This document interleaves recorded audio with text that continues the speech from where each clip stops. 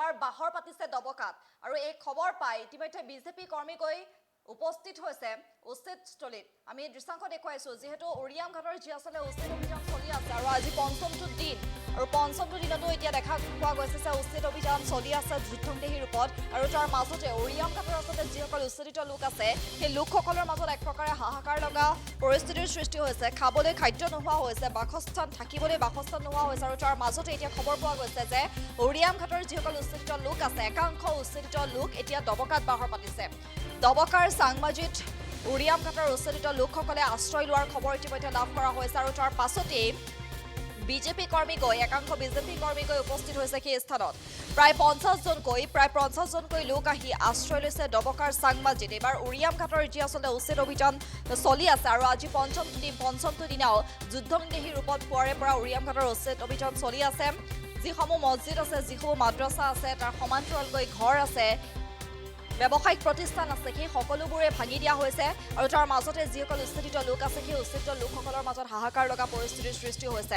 খাবলৈ খাদ্য নোহোৱা হৈছে, থাকিবলৈ বাসস্থান নোহোৱা হৈছে আৰু যাৰ বাবে দবকাত এবাৰ আহি আশ্ৰয় লৈছে উৰিয়াম ঘাটৰ সেই উচ্ছেদিত লোকসকলে। দবকাৰ চাংমাজি আহিল উৰিয়াম ঘাটৰ উচ্ছেদিত লোক, প্ৰায় 50 জনকৈ লোকে আহি আশ্ৰয় লৈছে দবকাৰ চাংমাজিত। লগতে আনিছে গৰু ছাগলীকে ধৰি বিভিন্ন বয় বস্তু। এইসকল লোক অহাৰ কথা উমান পাই, উচ্ছেদিত লোক অহাৰ কথা উমান পাই সেই স্থানত গৈ এবাৰ উপস্থিত হৈছে একাংশ বিজেপি কৰ্মী আৰু সকলো ধৰণৰ আচলতে উচ্ছেদিতৰ পৰা চাংমাজিত আশ্ৰয় লোৱা সেই উচ্ছেদিত লোকক আৰক্ষীক নিজৰ পত্ৰ দেখুৱাবলৈ বিজেপি কৰ্মীসকলে ইতিমধ্যে বিভিন্ন ধৰণৰ প্ৰশ্ন উত্থাপন কৰিছে। যিহেতু দবকাৰ চাংমাজিত এবাৰ আশ্ৰয় লৈছে উৰিয়াম ঘাটৰ সেই উচ্ছেদিত লোকসকলে। উৰিয়াম ঘাটৰ যি উচ্ছেদিত লোক আছে সেই উচ্ছেদিত লোকসকলে এতিয়া এজনৰ পিছত অন্য এজন এতিয়া বাহৰ পাতিছে দবকাত। তালি টোপোলা বান্ধি নিজৰ গৰু ছাগলীকে ধৰি বিভিন্ন বয় বস্তু লৈ এতিয়া দবকাত আশ্ৰয় লৈছে দবকাৰ চাংমাজিত আৰু এই খবৰ লাভ কৰাৰ পাছতে একাংশ বিজেপি কৰ্মী গৈ সেই স্থানত উপস্থিত হৈছে আৰু তাৰ পাছতে বিভিন্ন ধৰণৰ আচলতে প্ৰশ্ন উত্থাপন কৰিছে। উচ্ছেদিত লোকসকলক নিজৰ পত্ৰ দেখুৱাবলৈ ইতিমধ্যে অনুৰোধ জনাইছে আৰু এনেদৰে এতিয়া দেখা গৈছে যে এই ঘটনাক লৈ এক প্ৰকাৰৰ তীব্ৰ প্ৰতিক্ৰিয়াৰ সৃষ্টি হৈছে। উৰিয়াম ঘাটত যিটো উচ্ছেদ অভিযান চলি আছে আৰু আজি পঞ্চমটো দিনাও যুদ্ধংদেহী ৰূপত পুৱাৰে পৰা উচ্ছেদ অভিযান চলি আছে আৰু তাৰ সমান্তৰালকৈ দেখা পোৱা গৈছে যে উৰিয়াম ঘাটৰ যি উচ্ছেদিত লোকসকল সেই উচ্ছেদিত লোকসকলৰ একাংশ এতিয়া দবকাত আহি বাহৰ পাতিছে। দবকাৰ চাংমাজিত আহি প্ৰায় 50 জনকৈ লোকে ইতিমধ্যে আশ্ৰয় লৈছে, লগতে আনিছে গৰু ছাগলীকে ধৰি বিভিন্ন বয় বস্তু আৰু এই খবৰ লাভ কৰাৰ পাছতে একাংশ বিজেপি কৰ্মী গৈ উপস্থিত হৈছে, আৰক্ষী প্ৰশাসন গৈ উপস্থিত হৈছে সেই স্থানত।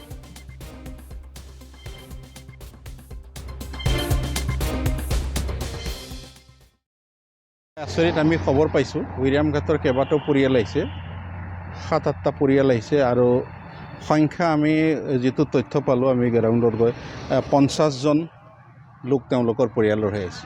আৰু আচৰিত কথা উৰিয়াম ঘাটত উচ্ছেদিত লোক আহি আমাৰ চাংমাজিত বসতি স্থাপন কৰিবলৈ চেষ্টা কৰিছে।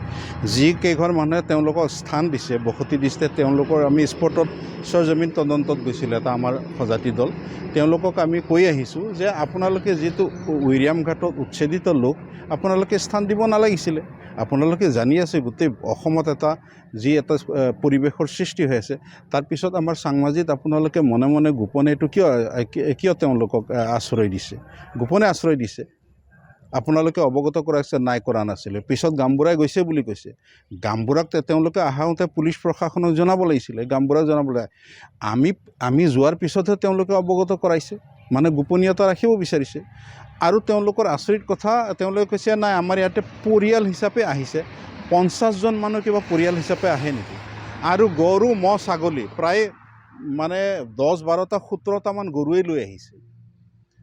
তেওঁলোকক আমি কৈ আহিছোঁ ইমিডিয়েটলি আপোনালোকে পুলিচ থানাত গৈ এইটো ইয়াৰ বিষয়ে অৱগত কৰাওক আৰু আপোনালোকক যি দুই এঘৰ পৰিয়ালে তেওঁলোকক আশ্ৰয় দিছে তেওঁলোকক কৈছোঁ আপোনালোকে অনতিপলমে ইয়াৰ পৰা পঠিয়াই দিয়ক। উচ্ছেদিত লোক ইয়াত থাকিব নোৱাৰে, বিশৃংখল সৃষ্টি কৰিব নোৱাৰে। আচৰিত কথা হ'ল এই ৰিচেণ্টলি 2 দিন হৈছে ইয়াতে গৰু মাংসৰ আমাৰ মন্দিৰত যিটো আমাৰ বিষ্ণু মন্দিৰৰ গৰু মাংস পেলোৱাক লৈ যিটো ইয়াতে এতিয়াও মানে খাম কটা নাই, ইয়াতে উত্তেজিত হৈ আছে ভিতৰি। এতিয়াও আৰু বহুত কাৰ্যসূচী ৰাইজে ৰাখিছে। যদি প্ৰকৃতাৰ্থত যিসকল দুষ্কৃতিকাৰী তেওঁলোকক যদি কৰায়ত্ব পুলিচে নকৰে তেন্তে ইয়াৰ আন্দোলন কাৰ্যসূচী বেলেগ পৰ্যায়লৈ গুচি যাব তেনেস্থলতে ওচৰে পাজৰে তেওঁলোকে গোপনে এইটো ৰখাটো আমি আচৰিত হৈছোঁ আৰু প্ৰশাসনক আপোনালোকৰ জৰিয়তে আমি অনুৰোধ জনাইছোঁ অনতিপলমে এইসকলক ইয়াৰ পৰা যি উচ্ছেদিত লোক ইয়াৰ পৰা বহিষ্কাৰ কৰিব লাগে আৰু গোপনে যিসকলে ইয়াত যিকোনো খবৰৰ বাবে যোগাযোগ কৰক 7099017330 লগতে 7099017110 নম্বৰত।